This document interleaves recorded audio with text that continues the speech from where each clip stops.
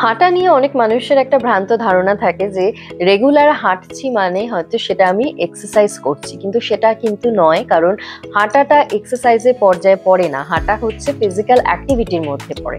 এই physical activity এবং exercise এই দুটোর মধ্যে কিন্তু পার্থক্য রয়েছে।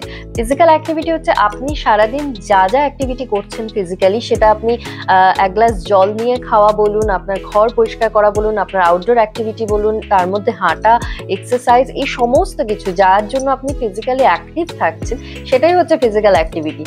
কিন্তু এক্সারসাইজ কিন্তু অনেক বেশি স্ট্রাকচার্ড, অনেক বেশি ফোকাসড একটা জিনিস, যেখানে আপনার একটা কোনো গোল রয়েছে। সেটা ওয়েট লস হতে পারে, সেটা আপনি আপনার স্ট্যামিনাকে বুস্ট আপ করার জন্য, আপনার মাসল মাসকে ভালো রাখবার জন্য, আপনার বডি ফ্লেক্সিবিলিটিটাকে মেনটেন করার জন্য, বোন হেলথকে ভালো রাখার জন্য, যেখানে আপনাকে নিজেকে পুশ করতে হচ্ছে সেই গোলটাকে অ্যাচিভ করার জন্য। এবং বলাই বাহুল্য যে মানুষ রেগুলার এক্সারসাইজ করছেন তার ইম্প্যাক্ট কিন্তু অনেক বেশি থাকে রাদার যিনি রেগুলার হাঁটছেন।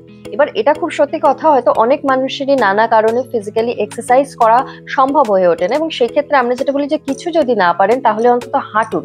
তবে হাঁটার ক্ষেত্রে একটা জিনিস মাথায় রাখা দরকার, যে আপনি যদি রিল্যাক্সে হাঁটছেন তার কোনো ফল কিন্তু আপনি পাবেন না আপনার শরীরের ক্ষেত্রে। আপনাকে একটা কনস্ট্যান্ট স্পিড মেনটেন করতে হবে এবং আপনাকে একটা টার্গেট সেট করতে হবে। ধরুন আপনি ইনিশিয়ালি স্টার্ট করলেন, তো আপনি 6000 স্টেপ দিয়ে স্টার্ট করতে পারেন, তারপরে সেটাকে 8000 করলেন, 10000 করলেন, মানে গ্র্যাজুয়ালি জিনিসটাকে বাড়ালেন। একটা নির্দিষ্ট টাইম ফিক্স করে আপনাকে করতে হবে, তবে গিয়ে কিন্তু তার এফেক্ট আপনি পাবেন।